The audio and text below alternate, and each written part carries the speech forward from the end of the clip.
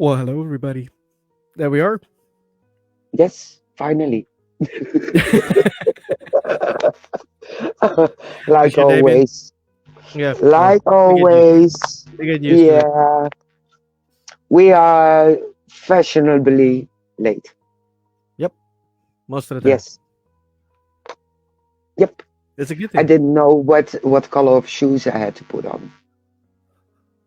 No, me neither. Ah, so that's the problem. That's bad. All right, it's starting already. We didn't even start yet. We're already having fun. Oh, that's good. Yes, like we supposed to have. Exactly. Exactly. Hmm. Well, we do have two very nice guests, if I say so myself. Yeah, we do. And we've been on their podcast. Mhm. So let's bring them in, Kerry and Natalie. Yes, we are. Hello. Hello. Hi. How are you guys doing? We're okay Very now that we're finally here. Yeah. And for once, it wasn't me that was late either. So Hey, yes, we didn't say anything, eh? We didn't say I anything. put the blame on myself. No names at all, but yeah. All right, guys. Who wants to start with introducing themselves? Who are you? What are you doing? I'm happy to go first. yeah, I was I'm going to say, yeah, you go first, Kerry. I'm Kerry Ann. I am one of the co-founders for Seventh Sanctum Paranormal Investigation Team and Podcast Team. I have been investigating the paranormal for about 12 years now. I keep saying 10 years like that's the magic number, but it's been a lot longer than that. So I've been investigating the paranormal for about 10 years, 12 years, yeah, thereabouts. I am medium, and my muggle job is I work in psychology. I'm a therapist, so that's kind of me in a nutshell. Yeah, and I've been last year or two, we've kind of the investigation side of the team has kind of really took a turn that we wasn't expecting. So we've had lots of adventures, which I'm looking forward to speaking about tonight. But yeah, that's kind of me. I'm massively into psychology. I love giving talks about belief and psychology and kind of what happens within the body when we experience paranormal and talk a little bit about apparent behavior. But it comes from a different place. I'm a believer, so a lot of the time when we think about psychology and the paranormal, it often comes from a very skeptical perspective. But the fact that I'm a medium as well is it can be quite a conundrum actually. But yeah, that's what I do. It's what I love. Good, cool. Well, we're gonna have a lot to talk about tonight, definitely, because I'm very interested in that. To know that, Mhm. Miss Natalie. Miss Natalie, remember my name. Yes, I do. Natalie's just exposing all of us tonight, isn't she? She's exposing all of us. To be fair, it was me that didn't remember my name. Shane was like, Natalie, and it was like 3 seconds late, and I was like, oh, that's me, isn't it?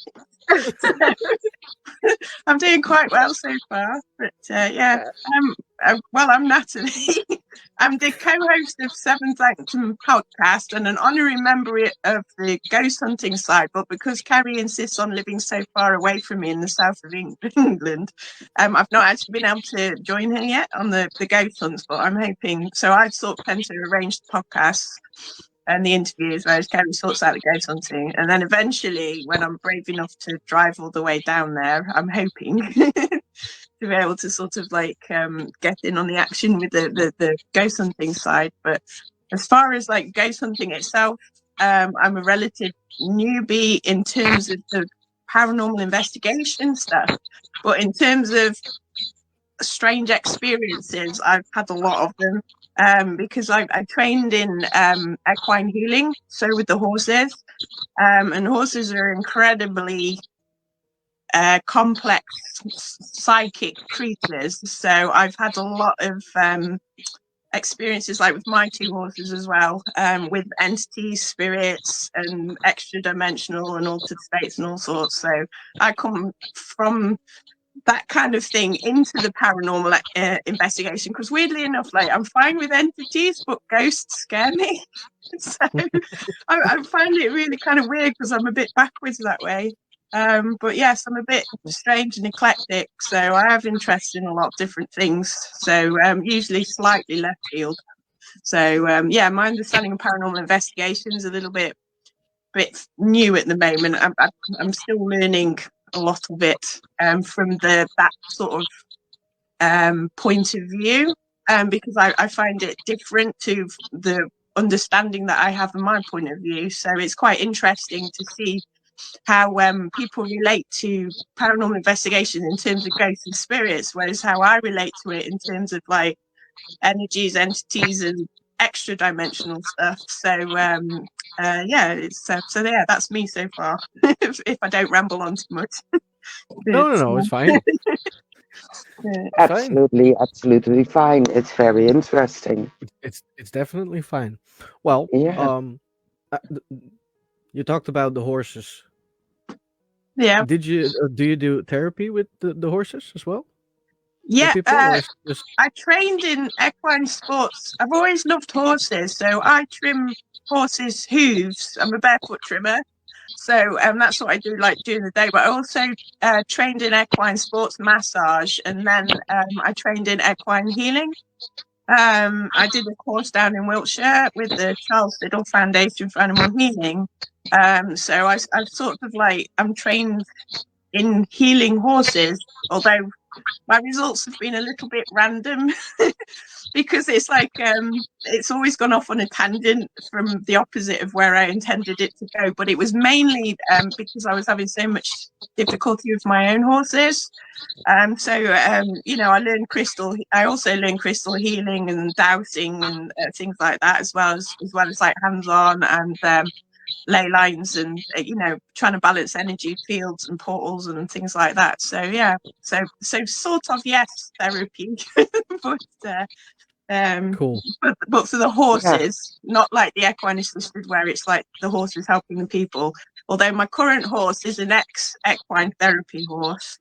So it's been quite interesting for him to have the therapy for him rather than him trying to do the therapy on the people. So that's been quite an interesting sort of about turn. But yeah. The therapist get the therapist. Yeah, it's quite weird. I have to stop him flipping into therapy mode because every so often he'll flip into therapy mode. And I'm like, you don't need to do that. You know, so yeah, it's quite interesting. Cool. It is. Yeah, I never did that. I always was very interested in doing a therapy by a horse because I like horses a lot.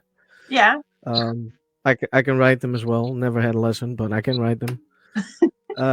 That's what all men say, and then they get on. No, seriously, it's without joking. I can step up. I can step on a horse and I'm going. Okay. Yeah. Don't know I was why. going to say, most men are like, yeah, I can ride a horse, and then you get them on the horse, and you're like, oh my god, how do I stop it? How do I stop it? Somewhere I have pictures. Trust me, somewhere I have pictures. I don't know where, but I have pictures. I have proof. Yeah. Somewhere I have to look for it, but if I find it, I'll send it to you. Yeah, definitely. It's a long time to. It is a long time ago, but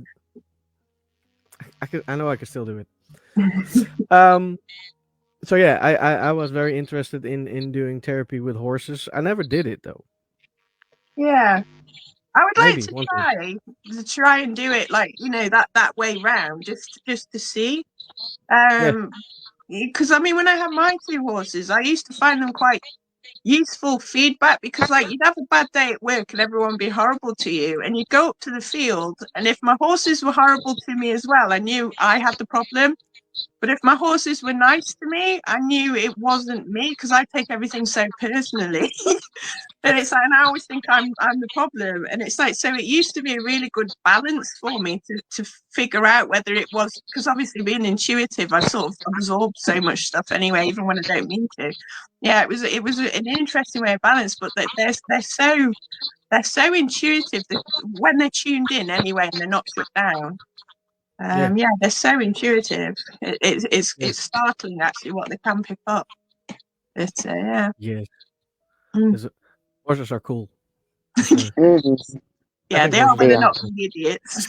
scary, and sometimes. But Yeah, they can be. Yeah, definitely. Yeah. Kerry, Beautiful.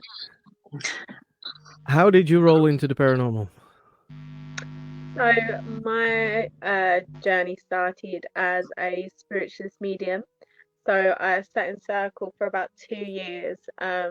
And anyone that's familiar with spiritualist movement, it leans quite into the physical demonstration of spirit. So there's a lot of equipment that's used also to research the paranormal. So there was a big crossover between the spiritualist movement and the way that they communicated. So with the spiritualist movement, it began with the Fox's sisters. It kind of brought about the more Victorian era of investigations, the parlor games, quote unquote, um, and the seances and things like that. And it's still very much practiced within the spiritualist movement. So I was taught transfiguration, and I was taught to use different pieces of equipment that kind of they crossed over. So it just seemed like a natural movement into understanding the spirit world and how we communicate with them in a way that could be a lot more objective.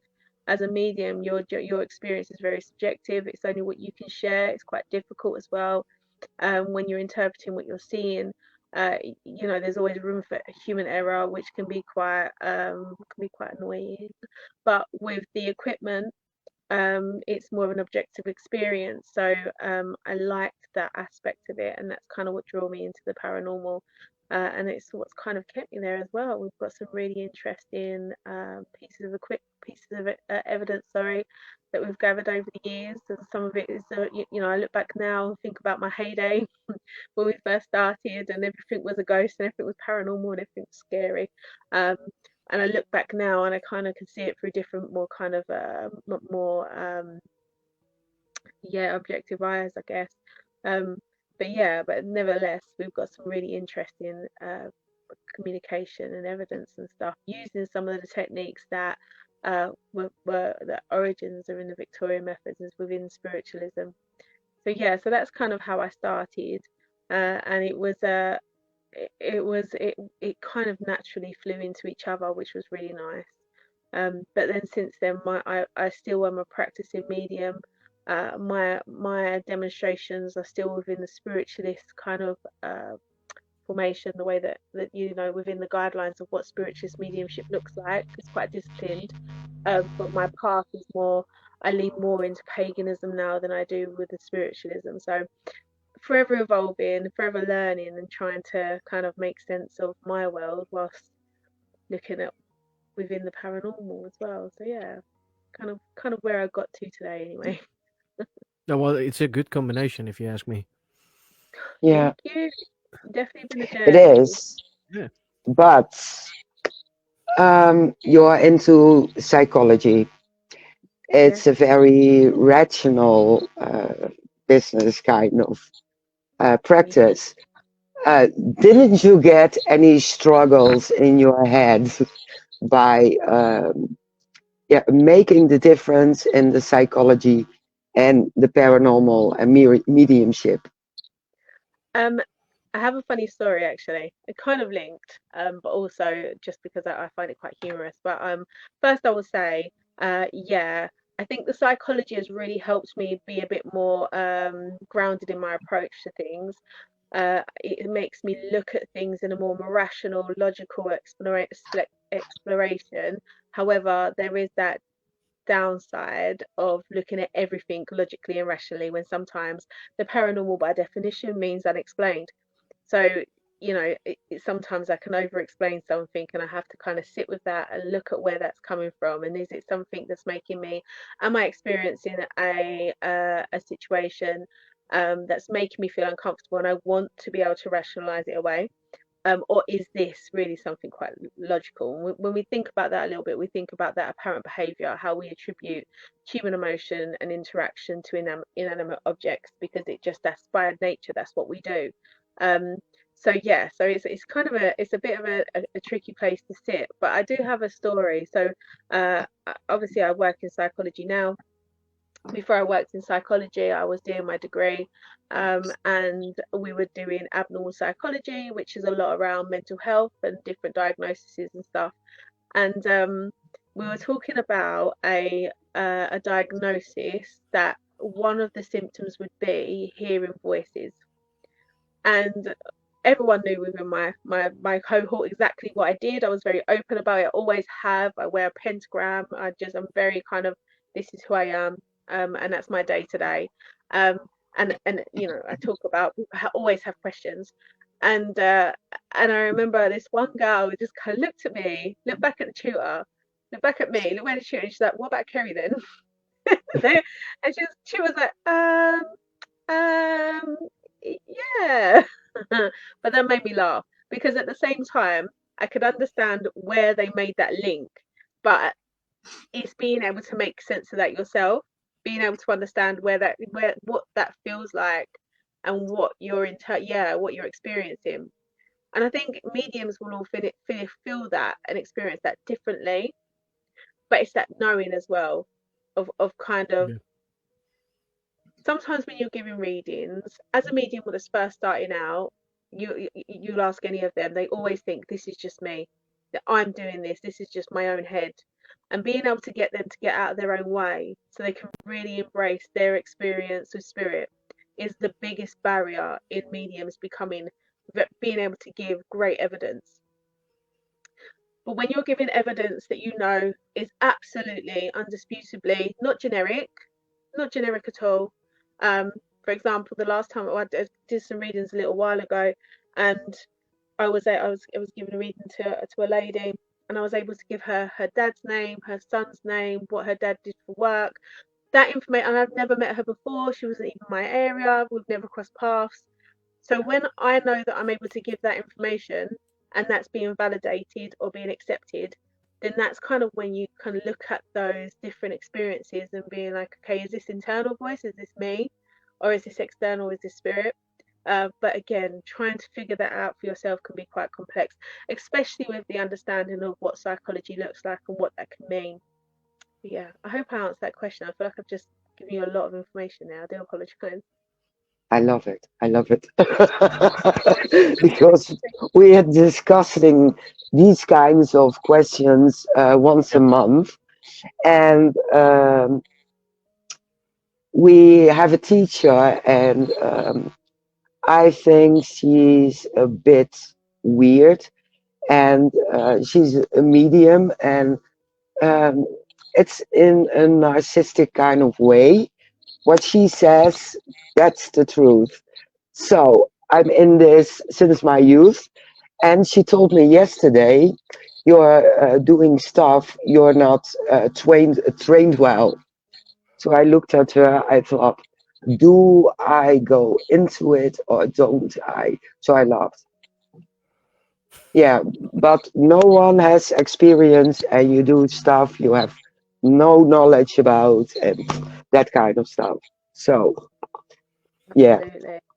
Yeah, absolutely. I agree. And I think I think, most have experienced it. yeah, I agree. I agree. Yeah.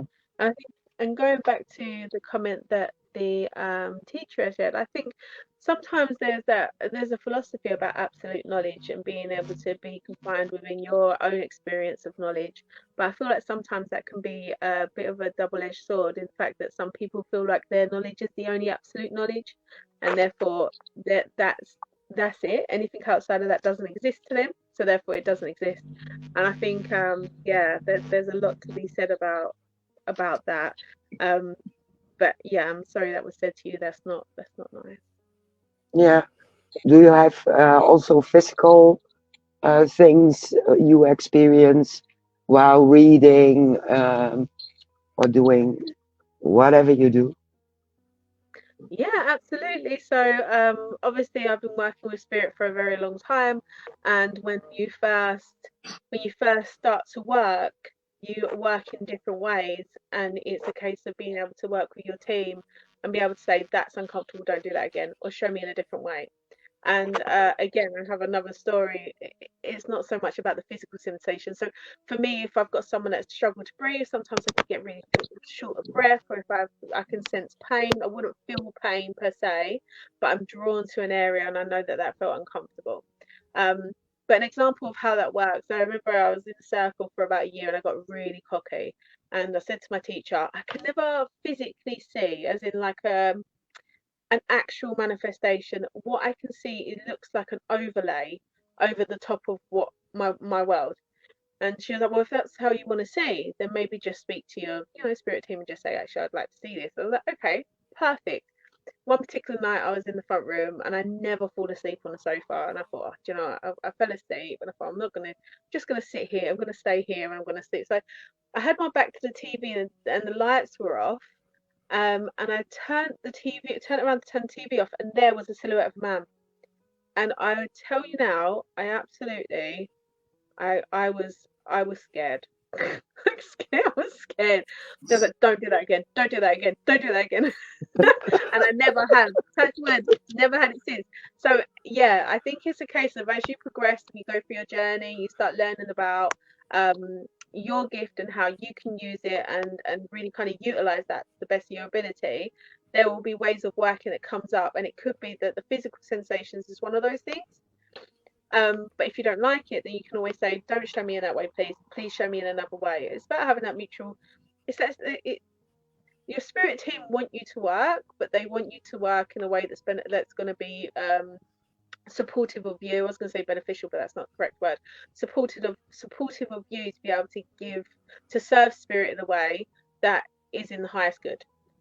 So there's lots of, with like spiritualism, there's lots of rules in terms of leaky mediumship, so just going up to people and giving readings, being really disciplined with how you're working, being able to shift from the psychic to the mediumship in a real kind of disciplined way. And a part of that discipline is being able to work with your team and be able to negotiate what that could look like and what that feels like. And that's kind of, where that's at. But some people will physically can see, or it could be that they hear, or you've got the clairs senses, but everyone's different, and how they interpret that is different as well, which again can be quite complex, because then you have human interaction, interpretation, or human error, which can complicate that sometimes. But yeah. Interesting. Very, very interesting. Yeah. I know you have a couple of questions, Shane. I have enough questions, but I was going to say only 2 questions. I do have a question for Natalie now. Is there anything that in previous time that happened that made you interesting in the paranormal? What do you mean? Sort of like, as in, did you see something, hear something you couldn't explain, something you just still cannot explain? Well, I've always been interested in alternative things anyway. But I always used to say I believe in ghosts, but I never ever wanted to see one. So I went through life trying not to see anything, but I was aware.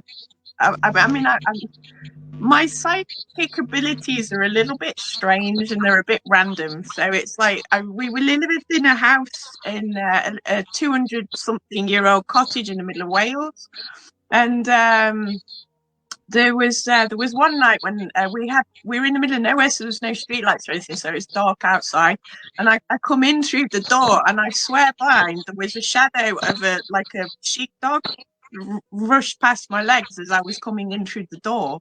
And but you sort of don't really think about it, because I'm intuitive, but I'm not naturally psychic. I have to work to be psychic, so it's like it's been a slow burn. And it was perhaps more when I got more into the alternative stuff with my horses that I started sort of noticing things more. Because by tuning into them in order to do the work with them, it's like I say, it was hard work and I didn't want to do it. but yeah, I've started seeing more and more and more stuff as I've gotten older. So I've had some very strange things happen.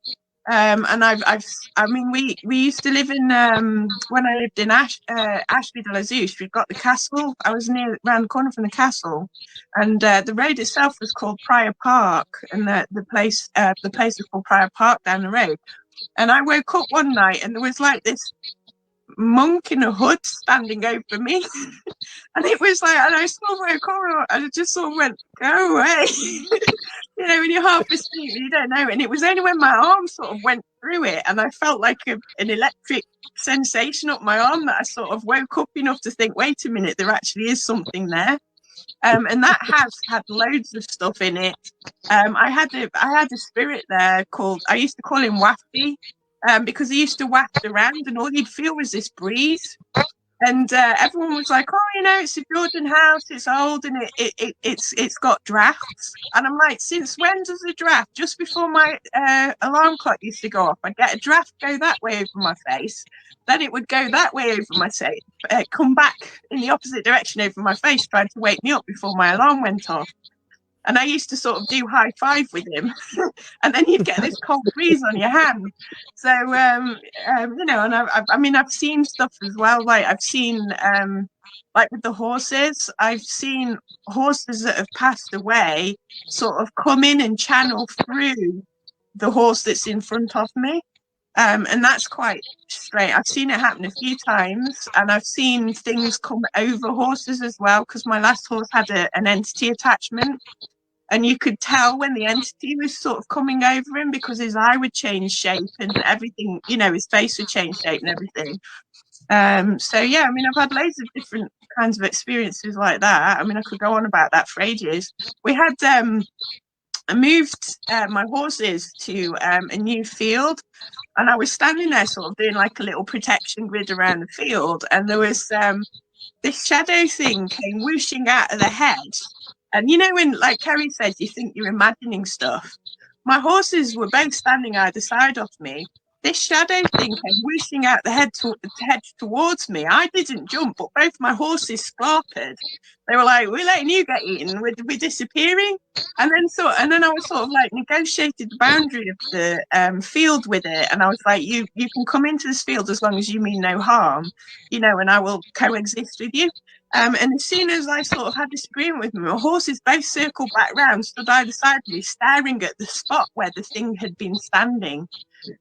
So you know, that was quite interesting corroboration to, you know, what you're seeing. I've seen similar sort of hooded figures like the Dementors out of Harry Potter in another field where we had, and it came whooshing down and up the field, but the horses didn't spook at that one. But I saw it for several seconds. Because I thought, that's it, I'm a goner now. It's like, well, you know, but I don't know what they are, because they do look like hooded sort of. They look like Dementors from Harry Potter, but they're not. They're not positive beings, but they're not negative ones either. So you can negotiate with them. You know, I don't know what they are, but I've seen them several times around here. I don't know whether they're just spirits and that's the form they take, or whether they're land spirits, or, you know, I'm not 100% sure. But yeah, I've seen loads of bits and strange things like that. Can talk about that neutral all day. beings.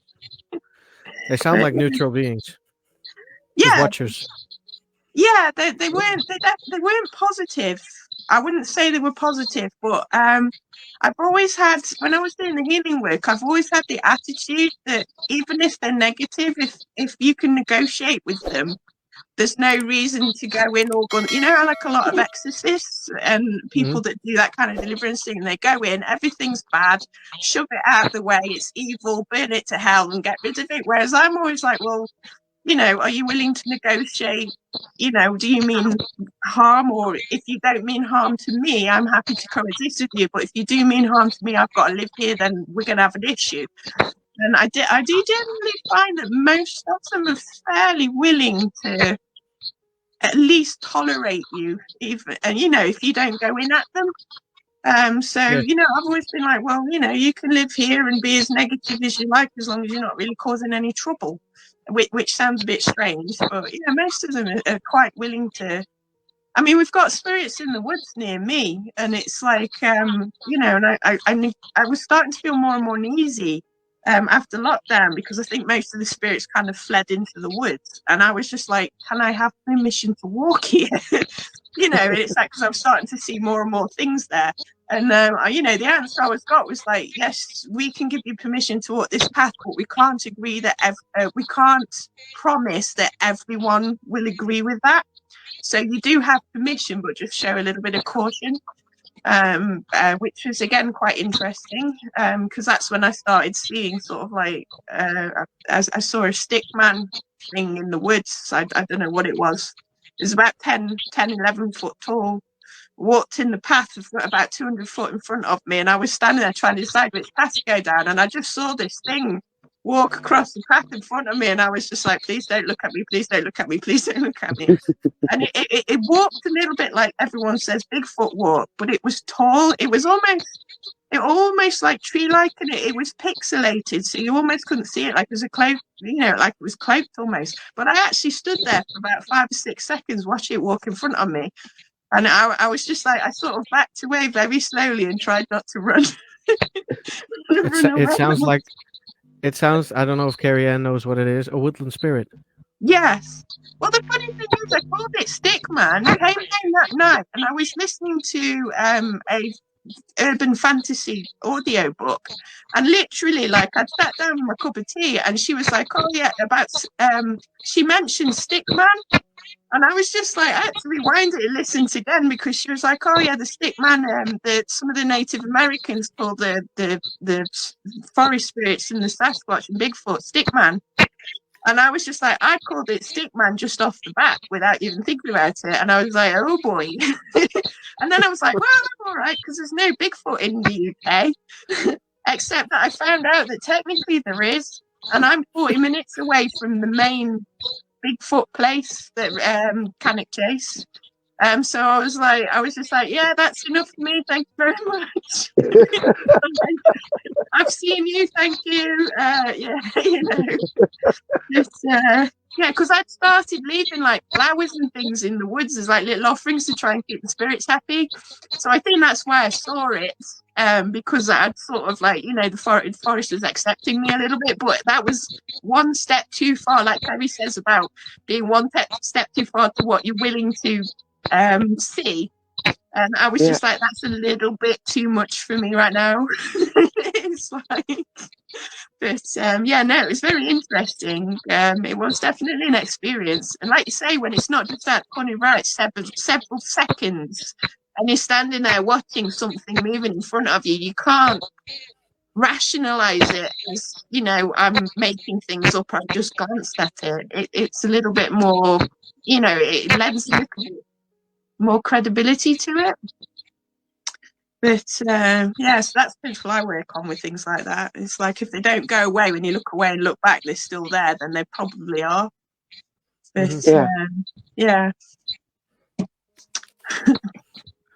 I'm sorry, I missed the part because my internet was like, bye. I thought only the stream froze a bit, but you can hear me like I had last week. No. My Wi-Fi was like, go fuck yourself. So it's on a hotspot now. Okay. You know what the stupid part is? It's the same provider. That's so stupid. But I have the same provider as well, and I froze up. So. Stupid. Gremlins. Yeah, stupid. Gremlins. Gremlins. I love them. Yeah. Yeah. I would love to have a gremlin in my home. I just want Gizmo. Or the professor. Yeah, Gizmo's fine, but yeah. Yeah. Oh, and Don't the professor. eat after midnight. Fine as well. Yeah. It is. Did either of you capture any amazing evidence? Yes.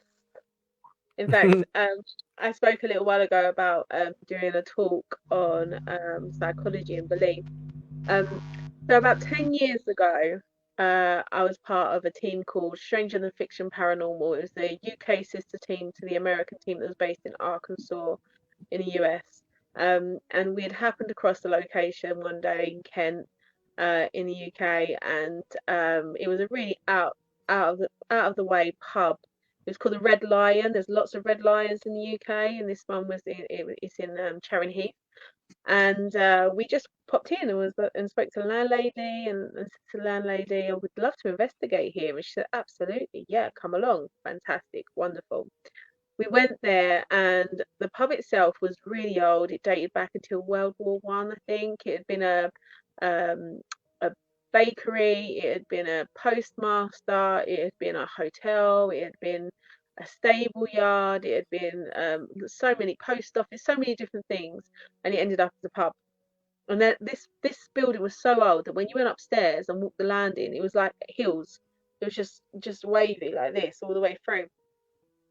And one particular night we had done an investigation. I've got the recording of it, of the actual investigation itself as an audio.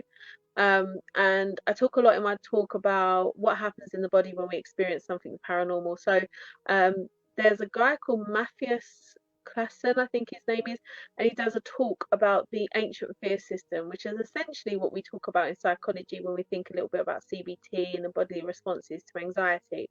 But essentially, the ancient fear system speaks about how we respond to the external internally by using the same responses, the flight, fight, freeze response, or flight, fight,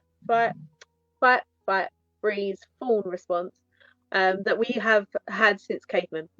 So we've had them since the beginning of time, and obviously cavemen had danger around all the corners, so they had to keep themselves alive, and that's what they do. But we still have this, so we need to prime it.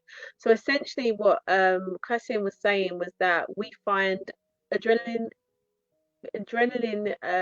provoking situations to prime this, so that if we need it, we can use it. That's why you see all these people traveling all over the world to these haunted houses that only 20% can get through, but it's always oversubscribed and fully booked. So we was talking a little bit about this in my talk, and I talk about what happens in the body. We get, when we get the cold chills, that's when the body is coming from the kind of helping us cool our skin down so that we can be more resilient, or can we respond quicker. We get a heightened sense of hearing, vision. Our heart rate quickens, our breathing quickens, because we want to get oxygen to our muscles so we can run. So all of these things happen. And I had a recording of a interaction between one of the American team and my team. And we were all in the front room, and you can hear us all really panicked because we're getting an interaction coming through the spirit box. And you can hear in our voices, you can hear us say, oh, I'm getting cold chills. Oh, my arms are going, my hairs on my arms are going. Oh, I can hear this, I can hear that. And then there's things coming through the spirit box. Jose, bless him, he passed away in 2020. He was joining us by like a video link on a tablet. And he was set up next to another team member, and all of a sudden you felt this really big draft come in, and both of them at the same time grabbed the back of their neck and started saying, get off, get off.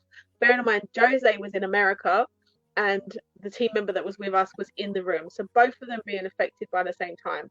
You can hear all this, you can hear all the panic, and then you can hear one of them start talking, saying the Lord's Prayer. As the Lord's Prayer is being told, you can hear the spirit box, someone going, stop it, stop it, stop it. And all of us are just feeding off of that. All of us are really getting pumped, and we're feeding off each other, and we're triggering each other, and we're all getting in adrenaline and stuff. And so I share this in my talk about how the people around you in your environment, how you can misinterpret situations because of the flight, fight, freeze.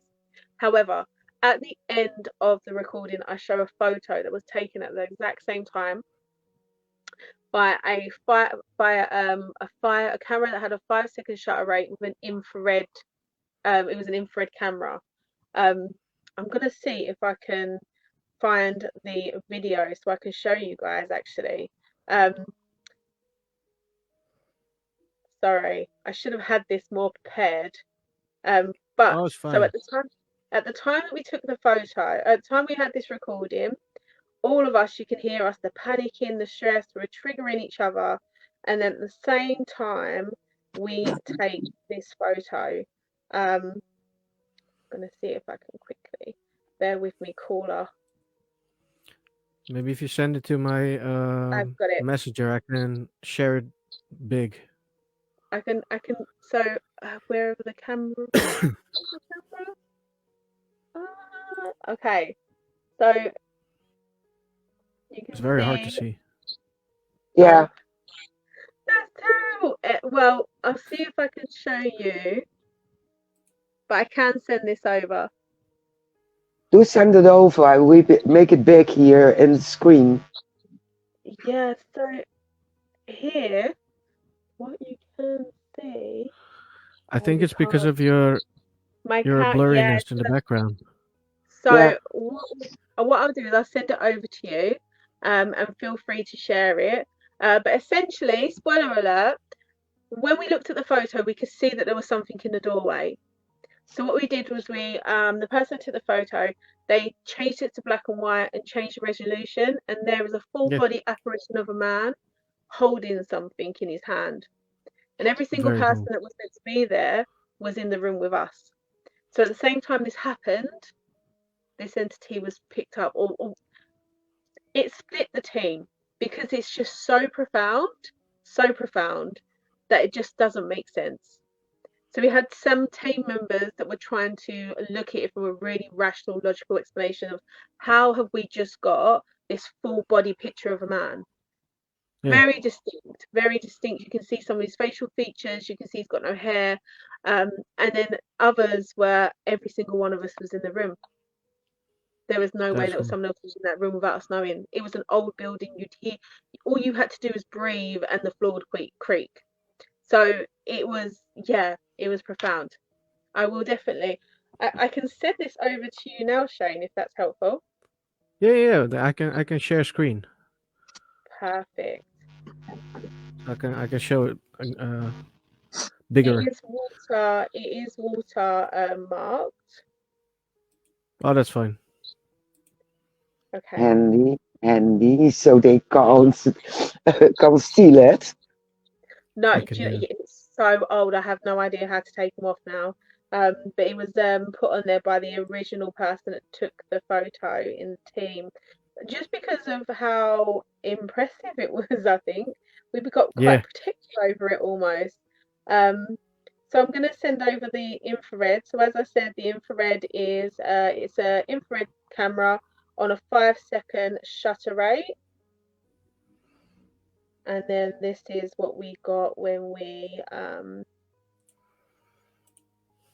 lightened it up a little bit.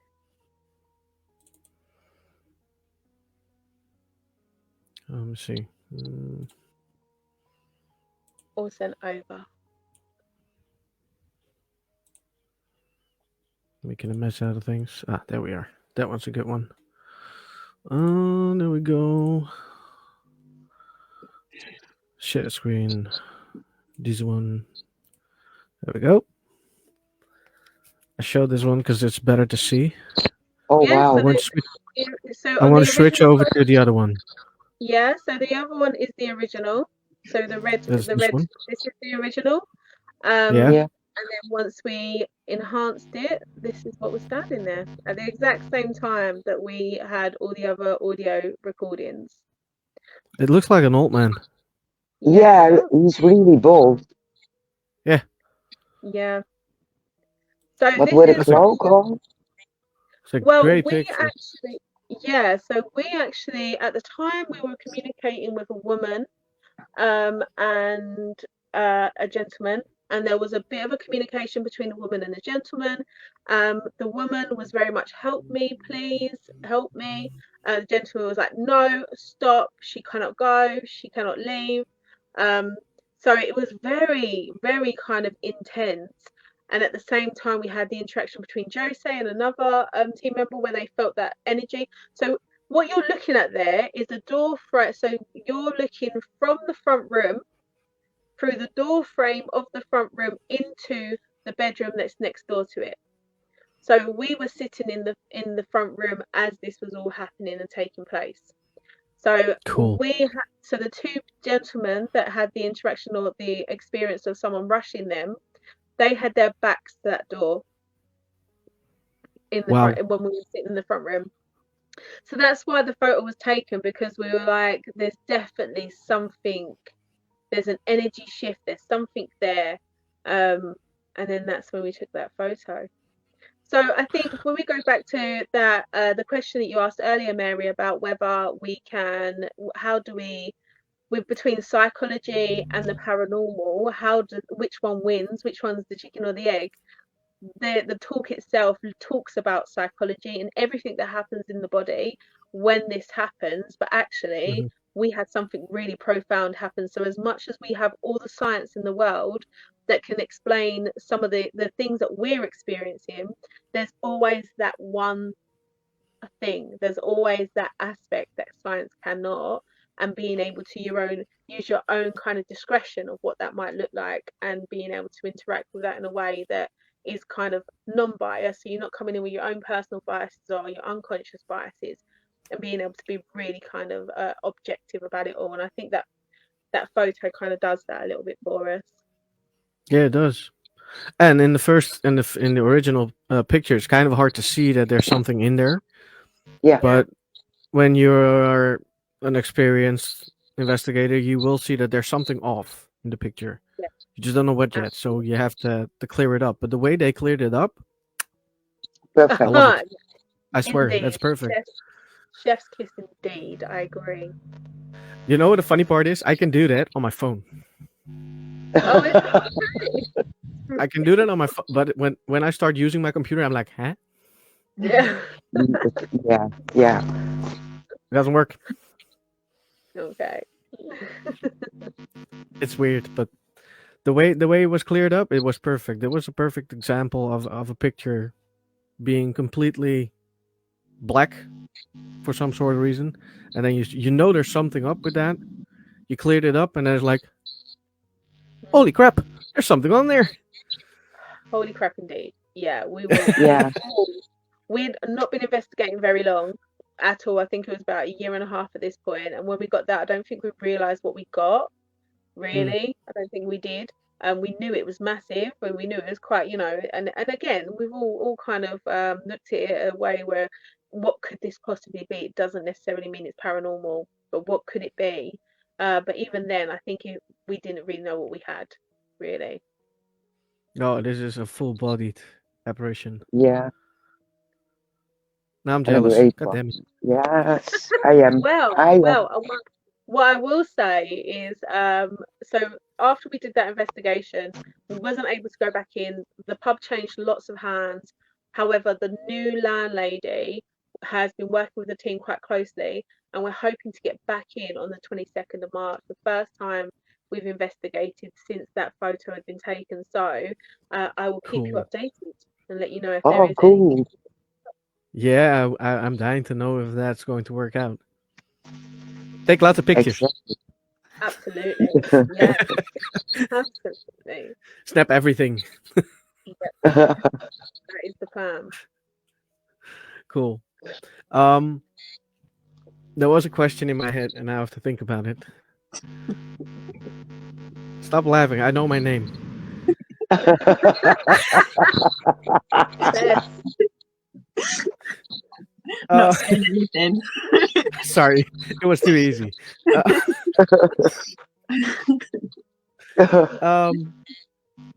The thing about shadow people, there's a lot of theories going around about shadow people. What's your theories about that? What do you think it is? Natalie? I've never seen one, so I don't know. Because I don't know what they mean by shadow people. Because to me, there seems to be two or three different kinds. So there's the really black ones that are like ink black, and they seem to sort of like almost like the ones that wear the hats and stuff. Or are we talking about sort of beings that are like very dense and look like shadows? Because that's the thing that has always confused me a little bit with the shadow thing. Because I mean, to me, I always find that things with very strong spiritual energy come up white, and things with lower spiritual energy tend to come up darker. So I don't know whether they're just things that don't have a strong like spiritual vibe to them. The really inky black ones, I have seen one that went across the road when I was driving home from work one night in the dark, and it was like an ink blot, but it bounded across the road like a rabbit. That was weird because it was like 2-dimensional. And I because I had to I slammed on the brakes and thought it was an actual rabbit, but the shape of it was shifting, but it was like ink black, but it was 2-dimensional. So I don't know what that was. Whereas like with the denser paranormal things that are shadowy, I tend to think just have a lower spiritual vibration. So it's like when everyone says like white light's good, I don't tend to believe it, because I've just found that things with a lot of spiritual power radiate white energy, whether they're good or not. So it's sort of like, so I'm not 100% sure, because I did wonder like with some of the shadow beings whether they were like other not human things. but I don't know any more than that. I can't really, because I don't have any experience of it directly either, other than that like weird rabbit thing that crossed the road. But it was 2D, and that was weird because most of the entities I've seen seem to have a substance to them, whereas like that particular thing was definitely like flat going across. So it is weird. I can't describe it. So no, I'm inconclusive. I've had an experience with the Shadow Hat Man in my home. The Shadow Hat Man seems to be more of a darker energy. I know that there's lots of negative associations with the Shadow Hat Man. It wasn't me that see the Shadow Hat Man, but it would be my youngest daughter. Whenever she was having big emotional outbursts, should we say, as a young person, as they do, she'd often say to me, "Why is Abraham Lincoln standing outside my door?" I was like,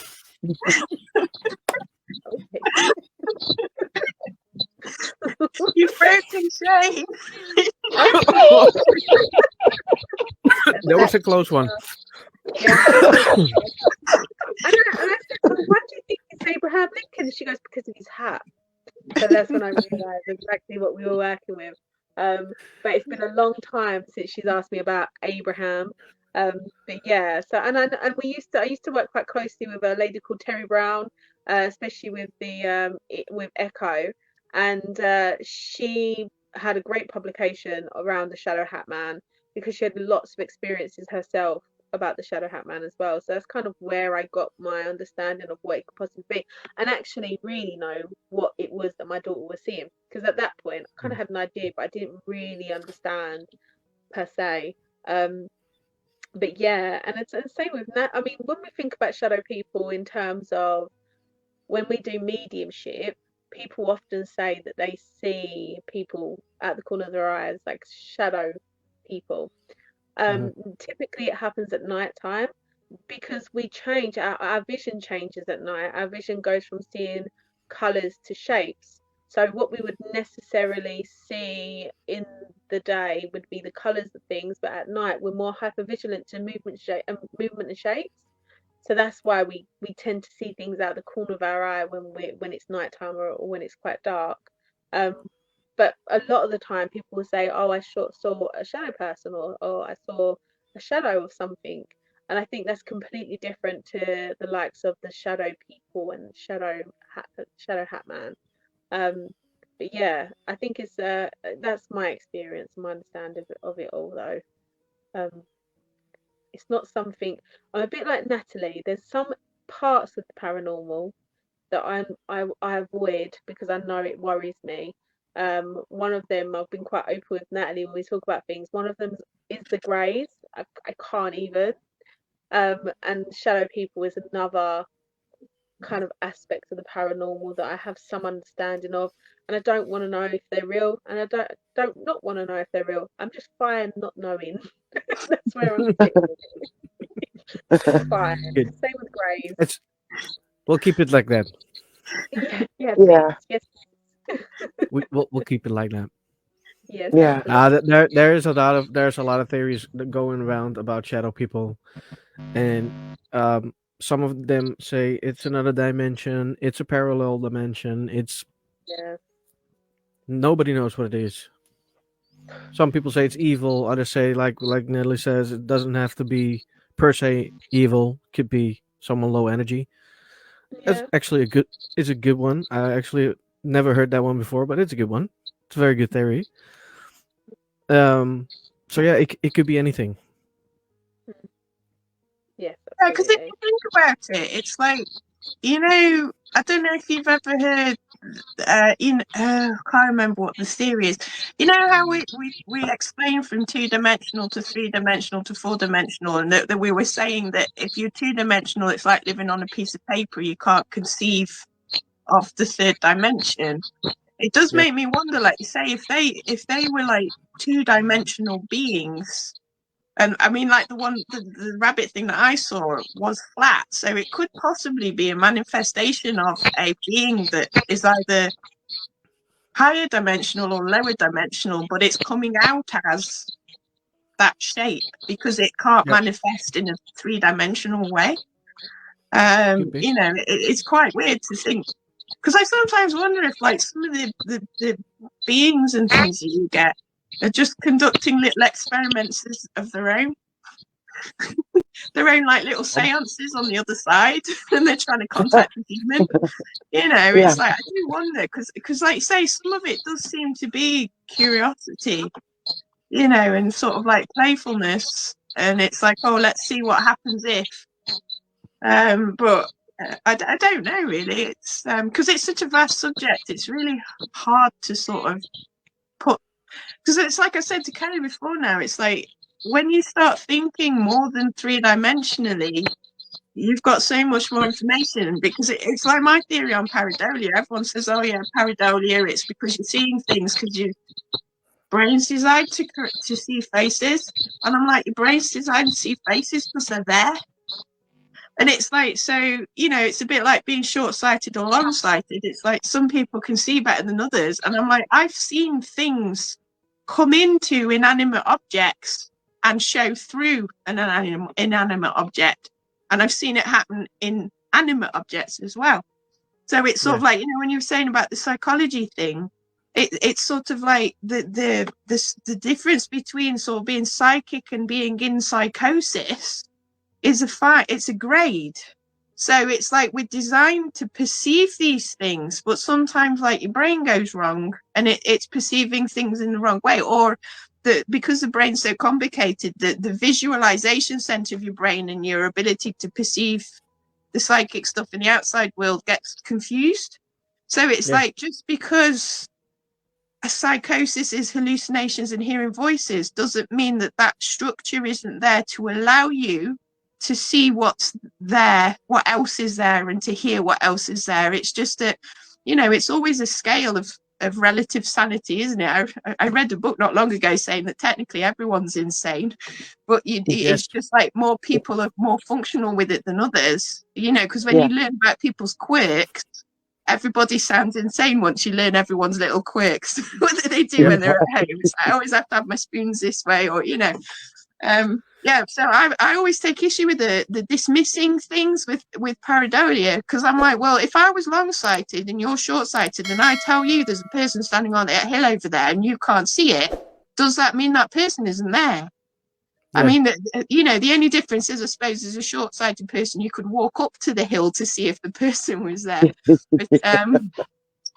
but you have to kind of train your psychic senses to perceive stuff. And like you say, it's so easy to dismiss what your body's picking up on, because it's so subtle a lot of the time and you're not sure. But when you actually, like you were saying about the photographs, it's like when I started doing EVPs, I've done about 400 or 500 now. And when you're sitting there listening to it for several hours in a row, you start you can tell when it's a person talking, and you can tell Yeah. when it's not a person talking. You know, Yeah. Agreed. and you know, so it's like I mean, that one time I was doing it, I was sorting through my EVPs and trying to sort of like, you know, figure out which ones were any good or not. And I got my headphones on, listening to ghost voices, and then a voice outside my head in my living room said, "Are you okay there?" I nearly fell off my chair. I was like, "What the hell?" You know. And the voice came through me listening to the headset. So I was just like, oh my God, I've been listening to this too long. But I was like, yes, I'm fine. Thank you. Please leave me alone. I'm okay. You know, but it was literally, my brain was like, I'm listening to the headset and this voice was in the room with me outside of the headset. And I could tell, because I'd been listening to the EVPs for so long, I could tell what was outside. And so, yeah, it's I don't know. I dislike it when it gets things like that to get dismissed by scientists. It can't be real because this pathology is not real. But then you're like, well, you know, it's dismissive, and I dislike it, to be honest, because it's a grade. It's not just because you can't see it doesn't mean it's not there. Basically, I in a weird understand. way. I understand where you're coming from, but there is a big but if it comes to that. Because if it comes to pareidolia, especially picture-wise or video-wise, if you have to look at something more than 10 seconds, your brain is going to make images because you want to see something. But if you can see it within the first 10 seconds, there's something there. Yeah, that's the way I think of it, because it's like you say, when you see the faces in the trees, you look away, you look back, and then you go, oh yeah, it's just a knot in the tree. But you can, the thing I found with seeing faces, it sounds like I'm insane now with seeing things, is like when I have seen things come through inanimate objects, there's a movement to it. Whereas when it's pareidolia, because obviously I'm a bit arty anyway, so I love the things, you know, where they stick the little googly eyes on objects to make them look like little faces and things in real life. I love that. And it's like, but, you know, so I can see, I've seen faces everywhere like that, but I know that's a thing that looks like a face. But when I've seen spirit come through things, you can see that it's animated. And there's an extra quality to it. And like you say, if it's within the first 2 or 3 seconds and you can track it and the movement of it, and you can see it very often come and then go away again. And it's like, and like you say, but when if you're just seeing things, you look away, look back, and you can go, oh yeah, it's just a tree, or it's just this, or it's just that. I mean, I've done it before now, driving back in the dark. Because I used to work late in a pub, and it's like driving back in the dark, and you have a leaf bouncing across the road. You think, oh my God, it's a frog, and you swerve a bit, and then you realise it was just a leaf.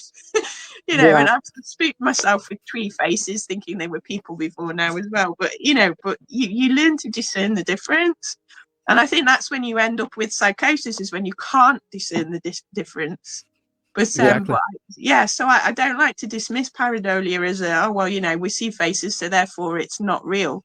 But it's like saying quality of the thing is what makes it.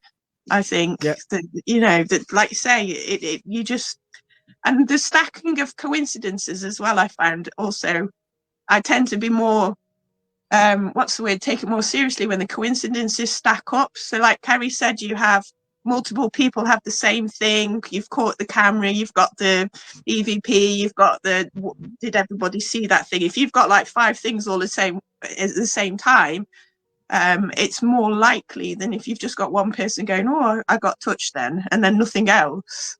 Yeah, it doesn't mean it didn't happen, but I think it lends more credence to. So I always look for like the coincidence stacking to sort of try and verify things a little bit. Exactly. Yeah. Yeah, agree. We did. We still don't have Kerry Ann back. I don't know what happened. I think she lost her internet or something. I don't know. I sent her a message about what happened, but she didn't even read it yet. So okay, maybe the internet is down. Big issues. Yeah, I think she has some big issues. Okay, let's talk. Let's talk podcast. No, no, you don't have to ask her that. You have to wait. I had a question. Why? You talked about your horses having attachments, and you can Yeah. see the shift. Was there a behavioral change as well, or just the shift in the face? He was a bit of a difficult animal anyway. So originally I thought it was just him, but over a period of time, the more I got into the paranormal stuff and the better I got to know him, I could sense. I never felt safe around that horse. So the attachment was always there, but when it started interfering, I could tell, because his face would change. There'd be a sense of danger and unease, and odd things would happen. We were in a field one time, and I had a feeling that like he wasn't quite himself, and I actually saw I'd got a long rope on him, and the bottom of the rope was on the floor, and I actually saw the rope lift up and twist itself round, and then it got caught around his leg, and I actually saw the rope moving on its own, and it was the freakiest thing. And then of course he spooked, and there was another time where I saw something behind him kind of like jump at him as I was going through the gate, and he spooked. And it's like, because he used to seem to spook very unpredictably. And then as my psychic bits start getting better, I could usually tell when he was going to spook, because there was a sense of change in the atmosphere around him. And his like I say, his face would change, his attitude would change. He'd get more unpredictable and more dangerous. And it's like after a while, like once I started to notice that, I was laughing at it, going, "Oh yeah, it's your passenger now, isn't it? You know, my monster's gone away, and I'm dealing with you." It's like, well, you can still work. It is like so. I used to just say I didn't like it once I started doing that. But yeah, so I mean, it was harder to pull apart with him. With some people, it's easier to see the change in them. But yeah, with him, it took a while, because again, you know how the exorcists say that people with interference will very often hide their eyes and their faces, or they'll do anything they can not to look at you, so you can't see the entity in them. He would always hide behind his forelock, his fringe, and if you tried to move it away from his eyes, he hated it. He absolutely hated you being able to see him. Could never take a photo of him either. I'd either have battery drain, or it'd be blurry, or you know, he'd move as soon as the shutter. I've got almost no photos of him, because I just couldn't seem to take a photo of him, and that also was quite a strange phenomenon with him. But yes, yeah, and him, after a while, once I got to know him, I could tell the difference. And I always used to check to see his eye would change from big and round to almond shape. And you'd sometimes see a light in his eye that was not like a twinkle. It hadn't, like I say, a spiritual intensity to it. So yeah, it was a very complex creature. Yeah. Yeah, I could talk about that for hours. All the different things. We still have time. Oh, I was going to say, he used to. I find like my horse now, likes. Well, my horse now probably doesn't like collecting things, but my other horse with the entity attachment used to collect things. And it's like, so I was constantly having to clear things off of him. So it would be like spirits, smaller entities, shadows. You know, it just he used to accumulate them, and he didn't like letting them go, which made me wonder. Which is again quite left field. I'm pretty certain he wasn't a horse in a horse body. I'm pretty certain he was a human in a horse body, and he was quite possibly an occultist in a former life. And that's why he got the attachment, because and why he was collecting things, because he was collecting things, you know, like magic, some of the magical schools, they use entities for power. And it did make me wonder if he was still kind of roundabout doing that in this life without sort of realizing it, that he was collecting things together for the power, and that the entity attachment might have been an entity that he was working with magically in a former life. And it's just sort of taken over. I did think in the end it was Set, actually, one of the Egyptian gods. but I didn't know that until after I lost him. Which is also what made me think he was an occultist in a former life, because the attitude he had was very egotistical. Everyone says horses are beautiful and pure and angelic. He wasn't. He was very Machiavellian. Very Machiavellian. I have never met a horse like him, ever. Don't want to meet another horse like him ever either. But No. yeah, it was fascinating and a very steep learning curve. Very, very steep. But, Cool. yeah. That Quite is an interesting horse. interesting. Yes. Yes. Just got a message from Kerry Ann. She is on her way back, but her tablet was resting on her laptop, which fell off. Turned off the page, got her out of the live, and now she has to reboot that thing. So she is coming back in a while. Okay, lucky. Persuade her to use. I've been trying to persuade her to start using StreamYard, and I'll never persuade her after this. Nope. Me and StreamYard seem to be friends, touch wood, but I think Kerry's having. Not a chance. Not a chance. If you're used to use Skype, it's a bit different. Yep. Yeah. She doesn't like. We don't like Skype particularly, but it's easier for us to use than everything else at the moment because neither of us are terribly tech savvy. So it's like because that's the problem I have in like with the save the EVPs and everything. Everything requires tech now. And I'm just like, I just sit there looking at it going, I haven't even got a clue. I don't know. I've sort of managed to learn to use Audacity, like 3 buttons on Audacity to clear up the EVPs a little bit. But that's the limit of my tech knowledge. So it's okay. So I prefer when I'm ghost hunting just to sort of like either catch EVPs or sort of like, you know, with the cat balls and things like that, the more physical stuff. But it's not recorded, then it's just experiential. But that's enough for me, to be fair.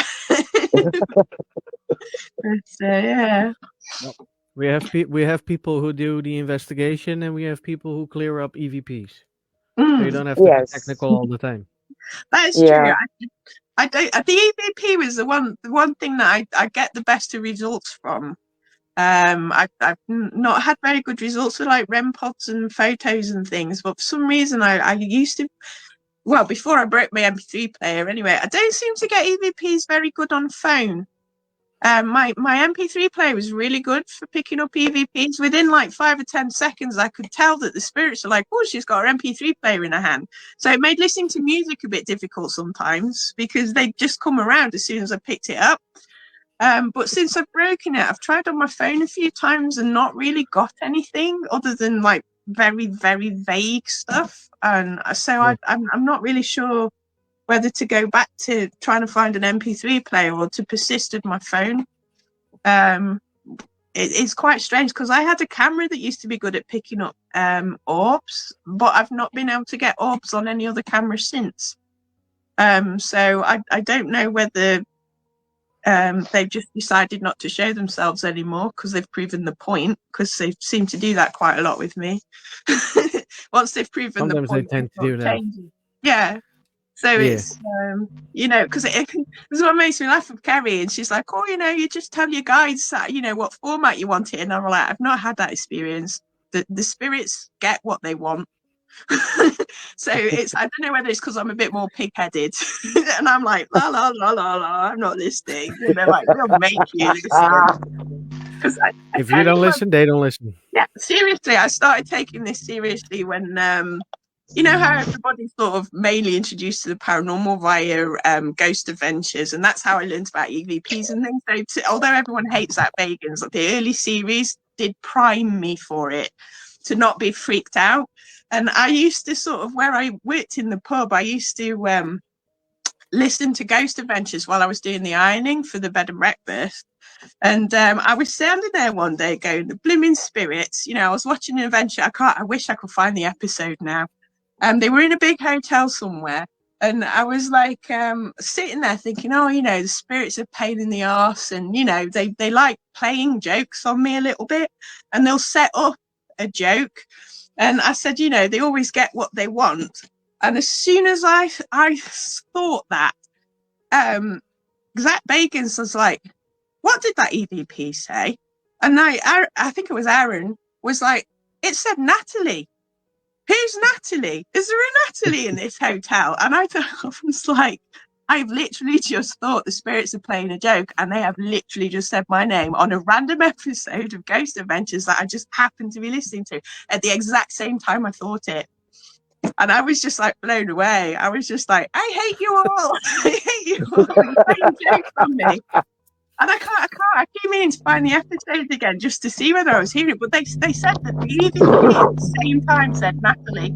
And they were like, Natalie. And I was like, I know exactly who Natalie is. Ha ha, very funny, thank you. And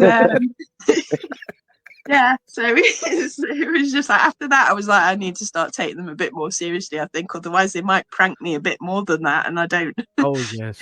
If they can set up a long-term joke like that, it's I was like, I better take them a bit more seriously than I have been doing. So but yeah, because everyone takes them so seriously, and there's some of the jokes that some of the spirits are actually pranksters. So They are, yes. Yeah, Yes. I find it a lot on Ouija boards. I don't know if you find it. I tend to get a lot of, I don't tend to do Ouija boards because I kill them, but I did the few that I've seen on ghost hunts. I'm sitting there thinking, we had one at a school. They were doing this Ouija board, and they were like, "Oh, who's there? It's a German soldier," and they were going, "Oh, you know, it's a German soldier from the war." And I was like, "Yeah, okay." And then he was like, "What's it? What's your name? What's your name?" And it was like Terry. And I couldn't help myself. I was like, what German man's going to be called Terry? You know, and it's like, as soon as I said Terry the German soldier, they all looked at me, and I was like, are you actually listening to yourself right now? It's like, that is not a German name, and it's not that I'm aware of anyway. But as soon as I called it out, it went cold around me. And I was like, uh-oh, I've spoiled it, and I'm now in trouble. It was freezing around me. It was not happy with me at all for calling it out. But nobody questioned it. And like you say about the discernment and everything, it was like, I mean, I know it was a paid ghost hunt because I've not done many private investigations because obviously being a newbie, I was just going on local ghost hunts just for the experience. But I was like, nobody sort of questioned it at all. And I reckon it had been playing with them for the last 10 minutes, just pretending to be different people. You know, and it's sort of like, and I think it was then, the day after I did that ghost hunt, I had a dream that my goldfish, one of my goldfish from my tank, came up the stairs and stood in the doorway of my bedroom. And it was hovering there about 4 foot off the floor, my goldfish. And like in my dream, I was like, oh, that's Piney the goldfish. And then it just went, woof. It woke me up. I was like bolt upright in bed. And I was just like, what the hell was that? I was like, that wasn't a dream. And I reckon that whatever it was that I called out, they'd been playing games on the Ouija board and followed me and thought, I'll get it. And then I learned about the I don't know what they called it. They prankster. I don't know what they call them. Are they prankster spirits or something, or jokers? You know, a little bit like the Coyote character where he's playing jokes on everyone. And I reckon it followed me home and was like, I'll get her. I'll play a joke on her. And it's like, oh my God, it woke me up. It made me jump. So I was just like, that was something for that was taking the mickey out of me again. So, yeah, that was a few years ago, and it still makes me go now. Yeah, I can understand that. Yeah. I am going to look at Kerry Ann. Yeah. Whoa. Is she back again? No, not yet. I've got to keep coming up with stories. I have no idea where she is, though. Oh? Where are you? Hello. Yeah, don't leave me. Because everyone's going to know I'm crazy. Oh, Mrs. back. It won't let me join the link. What? What the heck? Crap. Is that because we are too far in? I don't know. It's not supposed to do that. I was going to say, I don't think so, because normally you can join StreamYard at any time, as far as I know. Because I'm like going to send it from the episode itself. Maybe it works. Why is it? I'm not going to curse online. I don't want to curse now. Shall I bleep it away? Yeah, we need I can. I can. Bleep, Just not in the bleep, live. bleep, Or I'm gonna do a Jenny like. Just a second.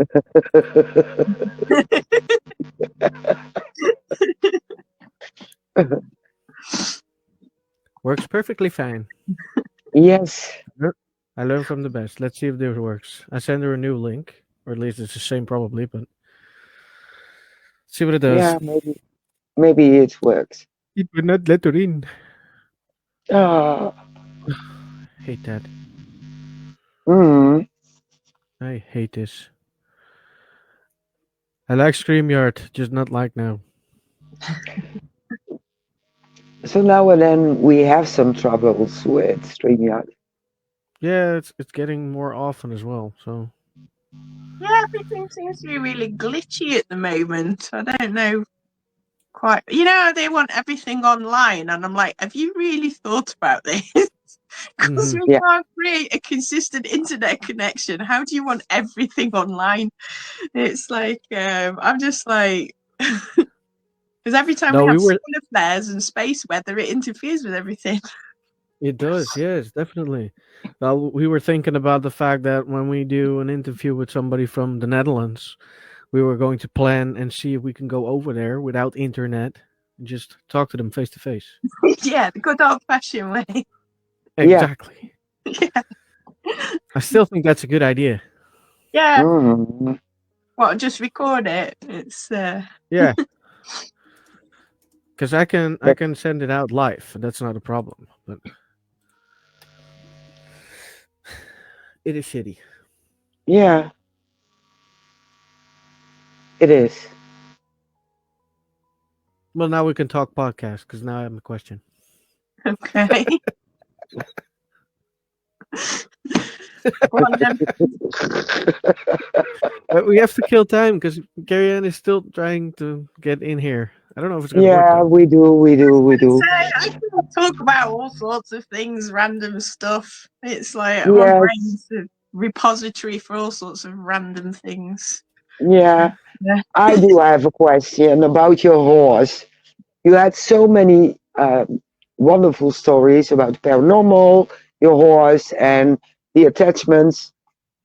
Why don't you write something like an audiobook or whatever about your experiences with that horse? So, somebody did, I think it was Jeremy York actually mentioned that when I interviewed him a few years ago. I did wonder, I wouldn't, although he's passed on now, my horse, I would need his permission, I think. But I did wonder about writing it, but then it would make me sound like I need to be in a lunatic asylum. So it's like, because to say my horse has a partial possession is not mainstream, or even, you know, it's like people accept that humans can have possessions, but they don't believe animals can, whereas I would disagree. Because I've seen quite a lot of entities around animals, and perhaps not to the degree he had it, to be fair. And that's probably what stays my hand a little bit, because it does make me sound like a Fruit Loop. It's like, because it's so abnormal. Because everyone used to say, "Why don't you ride him?" And it's like, I don't trust him because he's dangerous. And it's like, but because he was very pretty horse, and he could turn on the charm, everybody just saw the pretty eyelashes and the fringe and everything. But yes, I had wondered about I was going to call it Devil Horse. So I might still do. I might still try. But, Yeah, call it a fantasy novel about the paranormal. That's what my friend said. He said, "Don't make it real, then just make it into a story rather than a real one." And I was like, "Well, yeah, it won't sound quite so crazy then, I suppose." Yeah. I was going to write one of my goldfish was psychic. It's like, and he used to. He told me where he came from, He told me he came from a dirty water, and then he got put into a dark place, travelled for a long way, and then got put in a tank, and there was a bad man. And so I think that was like, and then I learned that like the cheaper end of the goldfish are kept in ponds, big ponds in China, and the water's dirty, and then they box them up, ship them over. And he went into the pet shop, and he used to play hide and seek and stuff. And he was, I asked him one day what he liked doing, his favourite thing was, and he said zooming, because he likes swimming really fast. And it's like, so yeah, I was going to write him into a fiction story. That would be cool. So it's one of the characters. So yeah, no, I just need to sit down and and actually do it. That's the problem with writing, isn't it? You have to actually do the writing rather than thinking about it. Yes. Yes. But yeah, Definitely. no, but have we got Kerry now? Yes. I We think are do. complete. Yes. So I can stop So embarrassing myself now. You can talk.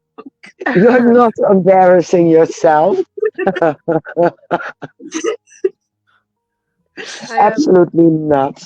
I think some of the more avid watchers would have noticed that my tablet went flying, and then I lost everything. So I don't know what I did, but I'm back. You're Gremlins, back I in guess. again. It's fine. Yes, I've got some gremlins at my house, Mary. If you want some, apparently. Yes, send them over. Send them over. Oh, I will. Did you tell them that your house used to be a nightclub, Kerry? Was it a nightclub? Yeah, it so I'm not was. sure you want those kinds of gremlins. Yeah, it's a bit of a notorious nightclub as well, linked to some interesting people. But yeah, for some reason, I don't know what's going on with my gadgets today. They just don't want to play. They don't want to play ball. They don't want to play ball. I think it's because of the lunar eclipse and all. Yes, the combination. Yes, we are. Yes, and the Mercury integrates Retrograde. retrograde. Yes. Oh, that would explain a lot. I was thinking today I need to look up Mercury retrograde because it's starting to feel like Mercury retrograde. You know, Today. astrology doesn't work, and yet you look at all the problems you have in every single Mercury retrograde, and it's like there's no way that isn't a thing now. It's Yes. like It if is. you track it, it's so definitely a thing. Yep. Absolutely. All right. Great. Shall we continue on about your podcasts? Yeah. Let's do. So our podcast has been running for about a year and a half now, thereabouts. We aim for fortnightly podcasts, and we do a big kind of eclectic of different people coming on and just having some real gentle conversations. And when I say that, there are often conversations without boundaries, so no real structure and kind of seeing where it takes us. And yeah, with some interesting characters, we've covered things like equestrian healing, as Natalie has said before. We've spoken about Bigfoot. We've done talks on geomapping. We've spoke about John Wayne Gacy. We had one of the investigators called John Wayne Gacy. We spoke a lot about that.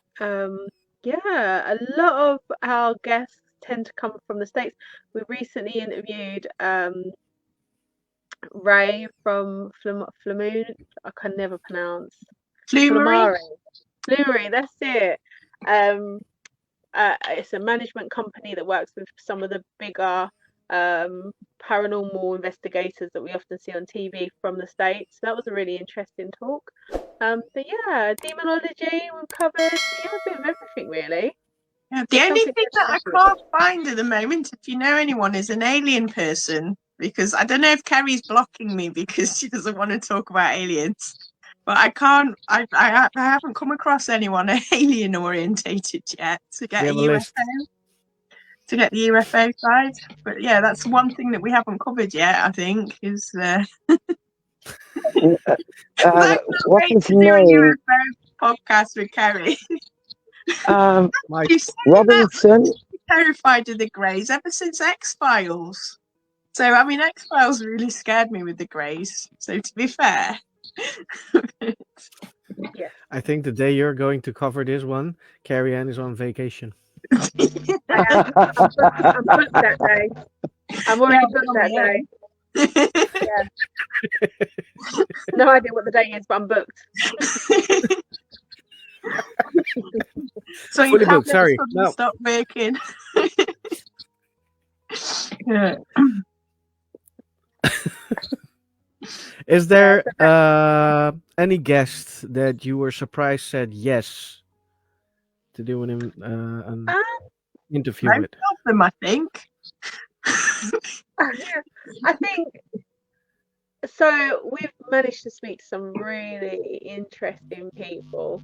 Some people that are well known, some that aren't, but they all bring some really fantastic things to the table. A real kind of exploration of topics. I think if I was to, not so much with Seventh Sanctum, but with Echo, we spoke to Dave Schreider from the Holster Files. Now I have, within himself he's a very fascinating man, but I have a real interest in Hans Holzer, simply because he was the parapsychologist who used mediums, which is really unusual for parapsychologists to use mediums. He investigated, should I say, the Amityville haunting with Sybil Leek, who I absolutely adore. Sybil Leek, who was a self-proclaimed witch from the UK, who did works with Aleister Crowley and had some real interesting stories about her. She kind of helped to she put out a false horoscope because she knew that there was an important person within the Nazi regime that followed them quite extensively. She put out a false one, and it led to his capture in the UK. Other than the fact that she's just a badass witch who really did just not, she didn't conform. She spoke about it openly, especially at a time when we were still being prosecuted or persecuted, should I say, for belief systems. She did it so proudly. There was some really fascinating stories. So they all kind of entwined, and all roads led to Dave Schreider, and he was a really interesting guy, but also had lots of insight about Hans Holzer and some of his workings, and had some which you can find on YouTube. You've got some actual recordings from when Hans Holzer was doing investigations, especially with the Amityville haunting, and working with Sybil Leek. There was another medium as well that he worked with, and I can't remember who it was now, but he got in there before the Warrens did, and I think the Warrens come in afterwards, to my understanding. But yeah, so I found that quite interesting. What about you, Natalie? What's that? Sorry, I've lost the track of the conversation. Interesting guest. A guest that you were surprised to say that said yes. To be honest, I know it sounds horrible, but most of them, because it's like, you just tend to think that because we're only a little podcast at the moment, we're still kind of practicing a bit in a weird kind of way, and it's like, and I'm not used to, I'm really shy, believe it or not, for saying that I can't shut up right now, but it's like, I'm very introverted, and I don't like sort of invading people's privacy. So messaging them and saying, hey, random stranger, I'm another random stranger, would you like to come and talk on our podcast? I always feel really awkward and a bit sort of like, is this rude or not? And then people just go, yeah, sure. And you're just like, really? Do you actually want to do this? So it's sort of like, Kedrick Olsen surprised me. He's he's like a Norse magical practitioner who's recently also got into the starseed thing, and he's not particularly mainstream, but he's written a few books, and I've sort of semi-followed him for a little while, and he's out in America, and I didn't expect him to want to talk to us. I don't know why, but he was absolutely lovely, and and it's like you say, nearly all of them have been really sort of like, yeah, sure, we will talk to you. And Tom Mays, the equine he's an equine integrated therapies, and he's fascinating to listen to. Not just about the horses, because he's so spiritual anyway, and he's really connected to it all. And I wasn't expecting him to say yes, because obviously we're a paranormal podcast. So, and he's an equine therapist, and I listened to him on a horse trainer's podcast, and he was like talking about like his experiences with spirit and that, and how the horses are helped with the healing. And I was just like, wow, this is like my level stuff. I'd love to talk about this. And and he said yeah, and I was just like blown away. I was so excited by that one, because he was just fantastic to talk to. So yeah, when you get the people that aren't just straight up paranormal people and they still say yes, it's quite a privilege, really, in a way, to and it just gets me every time, to be honest, when anyone says yes, really. It's there's a few people I'd like to ask that I'm a little bit nervous about asking, because they're a little bit more, a little bit better known. But yeah, no, it's been nice. Nearly everybody's, well, I haven't had anyone that hasn't been nice, actually, to be fair. I've had a couple that have said, oh no, I don't do podcasts. There is a couple of local guys. There's a guy with a haunted museum not too far from me, and I'd love to talk to them because they have some really good paranormal captures. But he was like, oh no, we don't do podcasts. But again, he was really nice, because I said, well, if you change your mind, just let me know and I'll be happy to talk to you. But yeah, so it's been quite a surprisingly nice, for someone who's socially anxious, quite a nice experience. Having everyone say yeah, and trying to find the variety of people, because I said to Kerry I didn't want to stick with just ghost hunting. So because obviously my knowledge set comes from like sideways, so I'm sort of like trying to get a bigger variety of guests on that aren't just the ghost hunters, so that we can get different perspectives and sort of talk about different ideas and things. So yeah, I hope we're striking a balance at the moment. But like I say, the alien one's evading us a little bit. So, I wonder why. Yeah. And I want to try and get a proper Bigfoot person on as well, because I haven't had a proper Bigfoot one. We've only had Scott making jokes about coffee with Bigfoot in the forest. Yeah. I might help with both. I have some names. Oh no, that would be send them. Yes, thank you. I would appreciate that, because I joined the MoveFon group on Facebook for the UK, but it's not what I was expecting it to be, strangely. So it's not really giving me any leads, and I don't want to go too far down that rabbit hole, because like a bit like Kerry, I'm a little bit nervous about the UFO thing anyway, but I'm reasonably versed in it to have a broad overview. But no, it'd be cool. Thank you. Yeah, we do that after our live. Yeah, so I can. Whenever you've got time, just shoot me the names over. That would be much appreciated.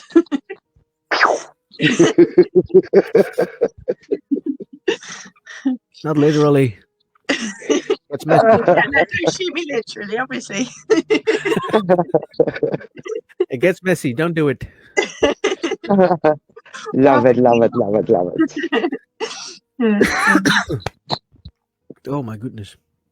Yeah. Well, there was a question like, what kind of things do you cover? But you already said that. Yeah. Yeah, everything pretty much. Yeah. I think so. Yeah. Just one. Who came up with the idea to do a podcast? Kerry. Probably me. It's Kerry's fault. Yeah, it is. It's Kerry's fault. What I will say is, I started the podcast. I did the podcast solo, and that's quite difficult because it's nice to have someone to bounce off of. And before me and Natalie actually did the podcast, I think me and Natalie had only had maybe 2 conversations. Yeah, I was on Echo group, wasn't I? I was in your Echo group, but I didn't really. I think I'd asked you because you wanted to practice your readings, so I think that was the only time I'd messaged you. as to get a reading, like a mini reading off a photo so you could practice, and that was it. So she sort of knew of me-ish. Yep, but sort of didn't. But we've been quite lucky because I say so myself. Me and Natalie have got quite a good rapport. I feel like we work quite well. Our energies really match. So it's always been quite successful for us in what we wanted to achieve from the beginning, because we seem to balance each other quite nicely, which was a risk because actually we hadn't really spoke in person, as in we'd not heard each other's voice until I phoned and was like, "Do you fancy doing this then?" And that's how it all began. Yeah, because you put a post on Echo saying, "I'm doing a podcast, but I don't want to be on my own. Is anyone interested?" And Yes. you'd got another lady, but she kept sort of like delaying, didn't you, I think? And then I was like, well, I've interviewed a couple of times on Things Network with them on 13th Dimension and with Clarissa. And I was like, oh, I might try. So, yeah, I said, well, okay. And then we sort of set up a thing with the three of us. And I was like, well, I'm not sure about this. I feel a little bit sort of overwhelmed with it. And then the lady just disappeared, didn't she? The other lady just completely disappeared. And I was like, well, do you want to carry on anyway? Because, you know, and I felt it's a better balance, to be fair, right now. Because like you say, we sort of like, the same, we've never met in real life either. So it's like... You know, so it's been quite lovely being able to do something with Natalie that we both enjoy. And also I think what I find quite interesting is we're both very different, so we both have different interests. We bring that to the table, so it's a more diverse kind of topic base. Whereas I think if it was coming from just my interest alone or just Natalie's interest alone, mine would just predominantly be paranormal. Where I'm talking to some really interesting people that I would never have known before.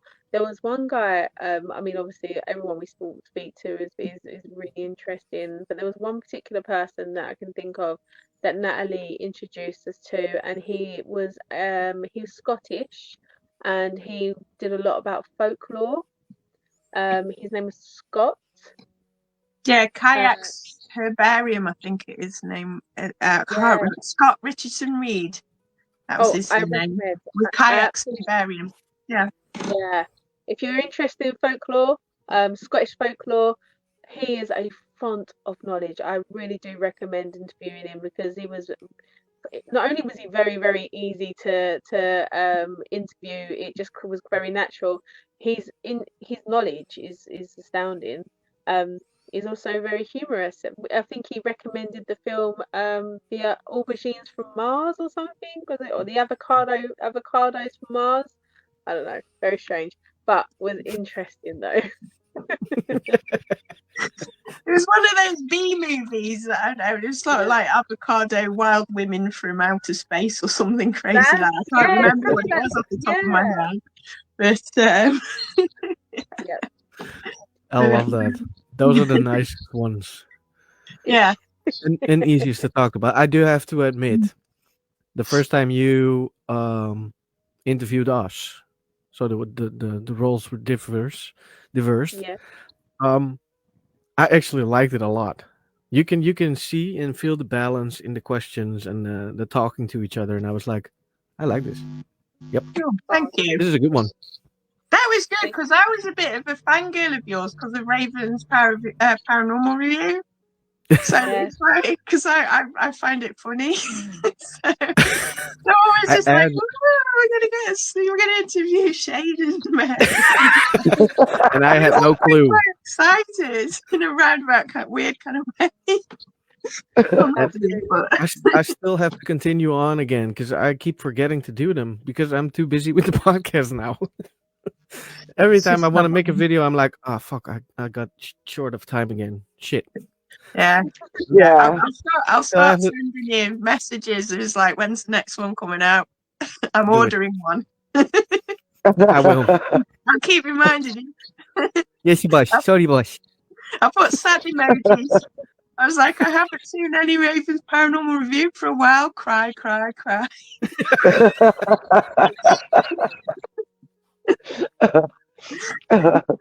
I have to look at them again. I have to start them again because Yeah. I do want to do the videos again, like the ghostly videos, but I do want to do other teams as well because I like to review other teams and see how they do their investigations and would I do the same or would I do things differently. I like doing that as well, so I have to decide for myself. I think that's quite interesting as well because as we said before, like as I've said before, the journey your kind of your experience of the paranormal is so unique to you, and when you're in it, it's hard to see outside of it. So to be able to explore it from a more out of the bigger picture kind of perspective, I think it gives a little bit more clarity. It's like It anything, does. when you're in it's really hard to lead with your logical mind. But Yep. actually, on the outside looking in, you have more chance of being able to be a bit more unbiased about the experience because you haven't got that emotional investment to that interaction. Yeah. Because we are all looking for evidence of the paranormal. That is what the holy grail, being able to get some kind of real meaty evidence. And then when you feel like you've got that, you want that to be the reality of it.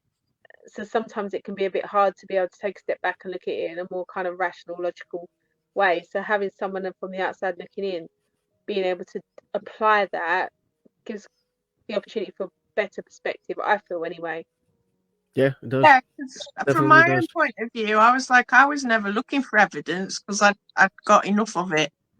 So I don't feel the need to prove it because my life worked a lot better when I stopped questioning it. It's like, because most of my life I've like people have been like, you can't do that, you can't think that, it's not real, you crazy, blah blah blah blah. But my life works better when I just accept it. Yep. It's like, so it's yeah. So I've never been. I mean, I question it. Don't get me wrong. It's like, I've got my little checklist of am I going crazy or is it really there? But at the same time, I don't quite. This is the thing I was saying about the paranormal investigation side of things. I find it strange that everyone's so hell bent on the evidence, whereas to me, it's so obvious that it's real. Yeah. It's like I don't need to question it. But I suppose we're trying to verify it for others in a way, like, but then I feel like sometimes we're justifying it.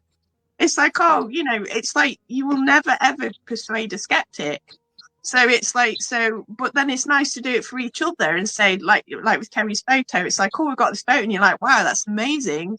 It's a validation. But so I sometimes think we sort of need to, I don't know, because I've, like I say, I've as a non-paranormal investigator, I just don't feel the need to prove it. But that's also personal experience, I guess, as well, because it's like, trying to prove it and justify it has actually caused me more trouble than just accepting it and going with it and saying, if I get evidence, that's fine, but if I don't, I still know what happened. I'm not going to question it in the same way. Yeah. But yeah. Over the years, I've been thinking about exactly that. I don't have to prove it to anybody else but myself. I know it's there. So I've seen enough, but I do want to prove it to people who have trouble in their houses, for example, and think they are going crazy. So I can tell them, look, this and this can happen, and this and this did happen in your house, and then they're like, "Oh, see, I'm not crazy." Yeah, and that for me is the satisfaction that I did help people. Not go crazy. Not go crazy. To be fair, yeah, because like you say, I mean, you only know whether you're crazy or not by experience, don't you? It's like once you've encountered, for most people, they encounter maybe one, because everybody's got a spooky story, haven't they? Everybody. I don't know anybody that doesn't have a ghost story, but like you say, for them, it's like a one-off encounter, whereas like, it's like when everyone says, oh, if you got a ghost story, and I just look at them and it's like, how many do you want? Some people are ghost magnets. So yeah, it would be nice to have just one ghost story and then just live a nice, quiet life. Without being bombarded. Never gonna happen. Yeah. No way. That sounds like the spirits on the other side. That talking that does. It's just like, We're gonna hear. yeah. But to be fair, I forget about the private side of the paranormal investigation, because it's not just about, it's about domestic investigations as well, isn't it? It's sort of like Yeah. I forget about that side of it, to be fair. But no, which is fair enough. Yeah. Mary, do you Yeah. have some questions? Hey, Scotty. No, we covered everything, I think. Yeah, we have And the only last question we have. yeah, where can we find your podcast? So we are part of the Paranormal UK Radio Network, and we are on their stations and channels across all streaming platforms, including Spotify, YouTube, Audibly, Spreaker, Apple Music. Yeah, we're all over the place. So we are part of, as I said, Paranormal UK Radio Network. They've got lots of different shows on there. We're just one of them. But that's where you can find us. We've got one that's due to come out actually, which I think is our pre-record of the show that we did with you guys. I think that's correct. I think No way. Natalie in control, because I get it wrong. So we have that coming up, which we're really excited about. We really love doing that podcast, and we talked about quite a lot of stuff in that as well, which was really good. So we have that coming up as well for us. So yeah, but that's where you can find us. That was very quick. I found the link for your Spotify. Nice, thank you. Yes. So that's shared out now. Oh, yeah. Thank you very much. Do send it to me as well on WhatsApp. Yeah. And maybe we can, after you add it, we can also share it on our own Spotify. So we have more listeners for you. Yes. Thank you. Yes, because we will share the links everywhere. So that's going to be okay. Perfect. I'm giving you extra work. So tell me something I didn't know. There goes my review again. I was going to say, I think I need to be talking to Mary and not you about my lack of review shows. Well, I gave him some more time. I did. We know who's to blame now, don't we?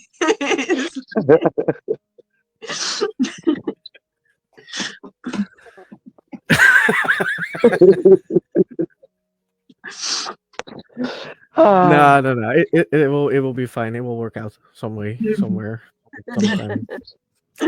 I will find some time. I'll be old with grey hair, and I'll be old with grey hair in the nursing home waiting. Yes. Probably. I lost my hair already, so. Not because of me. Not because of me. She said it first.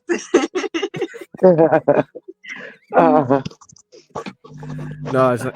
I don't know what it is. It started growing here, and I lost it there. So. Yeah. I don't know. I got hair everywhere except here. Might as well shave it off. It's gone now. Yeah. Fair enough. Well, anyhow, we want to thank you for waiting for you, Scott. No, because you have hair. I don't. Go away.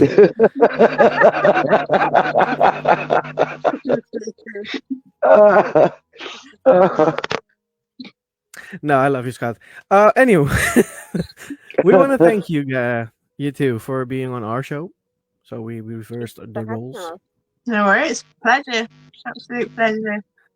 Yeah, it was very great to have you guys. Yeah, definitely. And I loved hearing about everything you do. So like I said, the roles were reversed. So now you're on the podcast. Yeah. No, like I said, I enjoyed it very much. Definitely. Yeah. It was very interesting, and it was very nice to know that Natalie know her name. Yes. Thank you. Yeah. It's too easy. I'm That was sorry. very helpful. I'm getting annoying now. It's getting You're late. getting I'm getting cheeky. annoying. Oh, She went to England with me. That's worse. it was fun. It was really, Yeah, it was. really fun. Yeah. We had a lot of fun. I drank something very nasty, so Oh, what did you Yeah. drink? the ghost ship. Oh, Is that It's beer? like, yeah, it's a beer with a cider in there or something. I don't know. It's Right, I like beer. Didn't like that one that particularly, but I didn't like I it as bought it. well.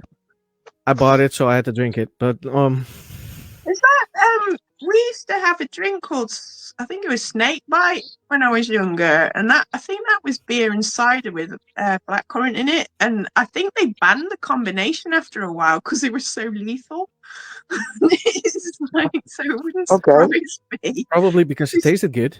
Yeah, because if you were, I'm sure when I was at uni, I never drank it because I used to just like cider.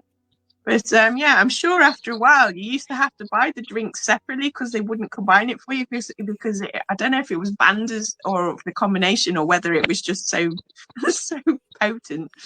But yeah, so I can believe that. It's like I can believe that. Yeah, no, it wasn't a good beer. No, no. We've got good beer over here as well. Oh yes, you do definitely. That was not the good one. No, not that one. Remember No, that. No, I love the picture though, so I took the picture home, but the beer is gone. Yes. Yeah. Yeah, Yeah. After half a bottle, I stopped. yeah. Yeah. Found a drain with it. Yeah. Drain liked it. Yeah, got you to try drank it. Yeah, I think it's very, very not a good idea to throw it away. No. Cost me money, so I Yeah. have to drink it. I'm not a beer drinker at all, so I cannot even comment or contribute to this conversation. I think any beer tastes a bit weird. I am a cider drinker though, but not like the hardcore cider drinkers. I'm one of those girly, fruity ones, just because it tastes like fizzy. But yeah, so I can't even contribute. Beer you have to learn to drink. It's very Ah, nasty in the beginning. yo, I'm such a lightweight as well. Yeah, it doesn't take much. It's going nowhere, this conversation, because now we're talking about drinking beers. Yeah, exactly. It always ends up with alcohol in these interviews. I don't know what that is. This time I Yeah, started it. I know people it is, but Yeah, all the other the times I last few didn't. times it Really? always came to alcohol and even psychedelics. So Oh, really? Nice. yeah, So you got the really, slippery really, slope down from. yes. And it wasn't our fault. I am innocent. No. Only Yeah, the me damn beer. too. Yeah. So we are going to wrap it up and Yes, talk we a are. bit in the back. Yep. So thanks everyone you. for watching. Yeah. In advance, I will thank Jeremy for also sharing this podcast later on this week. So there will be a rerun There in will be, the yes. Things Network. And thanks for sticking up with us, putting up with us. Listen to our bull. And I hope to see you next week again. See you Thank all. you, everyone. Bye bye. Thank you. Bye bye. Thanks for watching. We hope you liked the video. If you did, don't forget to like and subscribe.